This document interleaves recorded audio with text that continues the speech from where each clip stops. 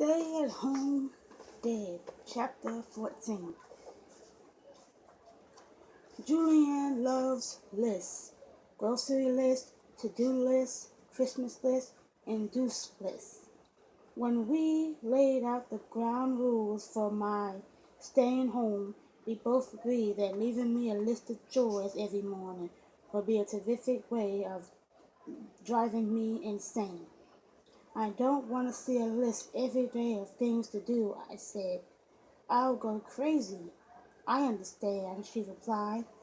I understand was apparently code for I don't care, and I am going to leave you a list of things to do every day for the rest of your natural life. And if you go crazy, our insurance covers mental health and wife talk. I had trouble recalling a morning during the previous 3 years in which she did not leave me a short note reminding me to go to the grocery store, gas up the car, call the doctor, or saw the Lindbergh kidnapping. When I complained, she said I was exaggerating, but that she would try and ease off. She would then write that down on a sticky note to remind me she would try to ease off and to pick up the dry cleaning.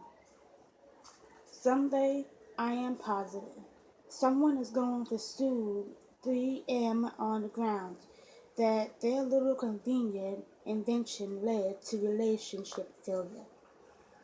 Amid the chaos at the Coopers the previous day, I left our groceries behind, and Julian left me a note that morning reminding me we still needed groceries. I didn't dare head back to the market, knowing that everyone there would be well aware of Benny having been found in the back of our car. Instead, I headed over to the Walmart in Louisville, where I knew I could get my shopping done in anonymity. After filling the new van with the groceries, I sat at the light, and a strip mall across the street caught my eye. Actually, it was one store in particular, Land O' Rugs, Benny's former employer. The smart thing to do would have been to take my father's advice and just let it all go. Take the green light, take the green light, turn right, head home, and put the groceries away and pick up the house before my parents brought Carly home in time for dinner, and then make dinner too. As I went straight through the light and pulled into the parking lot in front of the rug store, I wondered if my father was wrong.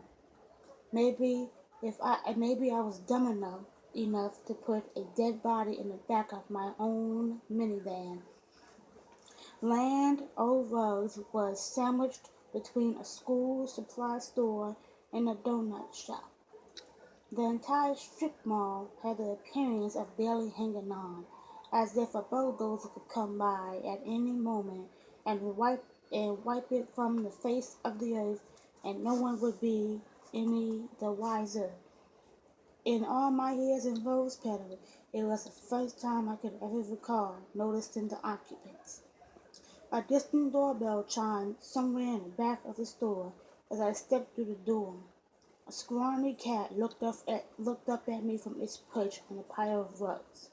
Short hair, orange and white striped, with one ear significantly shorter than the other, as if it had been clipped.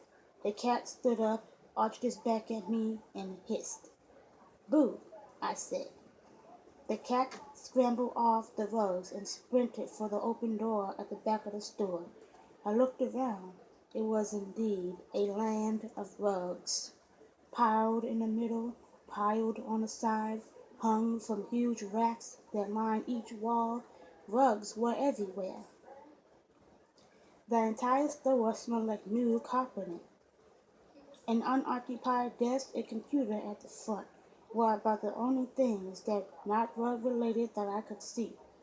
A college-age kid ambled out from the back of the store, licking powdered sugar off his fingers. He reminded me of those young guys on reality TV shows, tall, well-built, with broad skin excuse me, broad skin, and a walk that indicated he was aware of his good looks. Short dark hair, high cheekbones, and aquamarine eyes. He wore old jeans and a polo shirt that looked a size too small for him, like he just stepped out of the Abercrombie and Finch catalog. The cat trotted up behind him, and retook its perch on the rugs, eyeing me suspiciously. The guy finished cleaning his fingers. Help you? Manager around? You're looking at him, he offered the licked hand. Reggie Hamlin. I kept my hands in my pocket. You're the manager? He withdrew his unshook hand and shrugged. Yup. His eyes scanned the interior of the store, looking for something. Jake wasn't in here when you came in? Jake? All I saw was the cat. Reggie frowned, shook his head. My supposed part-time employee. When he shows up, that is, probably out chasing some high school girls or moms at Walmart who can't get enough. He shrugged. Anyway, you need a rug? No, I had a question for you. The tiny flicker for optimism he's showing when he thought I might be interested in buying a rug died, and he shrugged again. Benny Barnes used to work here, I asked. He nodded, nonplussed. Yup, until about 2 weeks ago. How come he left? He didn't leave. A sly grin formed inside the tan cheekbones. I fired him, man. That dude wasn't getting it done. I glanced around the store. Couldn't handle the heavy workload? The cat made a weird growling sound and hunched down like it was about to attack me. Reggie laughed. Exactly, right? How could you get fired from a place where all you have to do is, show up? I nodded. Like my dad, look, my dad asked two things of me, Reggie said, holding up two fingers. Show up on time and make sure we're all doing what we're supposed to be doing. Your dad? He owns the store.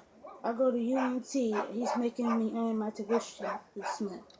Teaching me lessons about life and things, I guess. It wasn't a bad gig, really.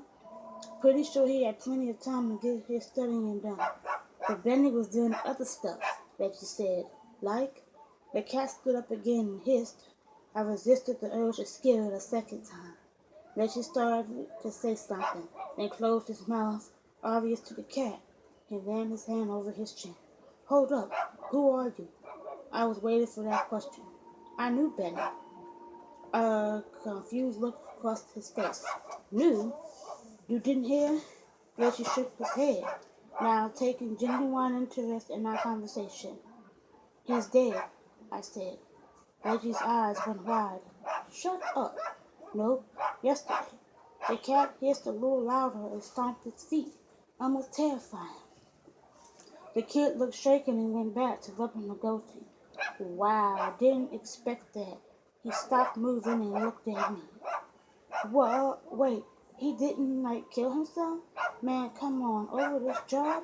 No way, No, I said, feeling guilty for not giving him that impression. Nothing like that. Relief swept through his face. Good. I mean, not good, but I'm just glad it wasn't getting fired that cost it. I nodded and kept quiet. The cat stopped hissing and sat down, keeping a watchful eye on me. Reggie thought about it for a moment, then glanced at me and remembered my question. I caught him using our computers for other stuff. That's not allowed? Reggie shook his head. No, not even for me. I can't do school stuff for nothing, okay? My dad, he pays us to be here and expects us to work here. We don't get a lot of customers, but there's stuff to do. Vacuum, organize paperwork. Work, he frowned. They didn't want to fire Benny, but if I hadn't and my dad found out, I would have been fired. His store, his rules. At least when Jake shows up, he follows the rules. That's fair, I said, thinking he actually done a pretty mature thing. It would have been much easier to avoid the confrontation. What was he doing on the computer? Reggie laughed, then stopped himself, as if he thought something was disrespectful to Benny. He was trying to do this business thing. He wanted to build a school or something. I didn't correct him. I heard he was working with someone on that. He made a derisive snort. Yeah, with Odell. Now that guy was happy to fire it. He was a jerk. He worked here too? Yeah, for about 2 months. Reggie said he was worthless. Why'd you fire him? He tried to steal Bob. Bob? He pointed to the cat. That's Bob. He tried to steal the cat? Tried to put him under that stupid leather jacket he wears all the time, and walked out with him. Reggie smiled at the cat, but Bob fought back, shredded his t-shirt, and blooded him pretty good. I heard Odie screaming and cursing, and I came out of the back. I still don't know why he did it. Reggie shook his head. I seriously used to hate Bob, but I have no respect for him now. I swore that cat sat up straighter. Thanks for your time, Reggie, I said, backing toward the door. Appreciate it.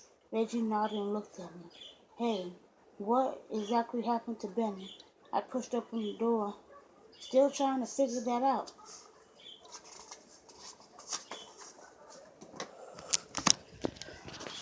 Dang.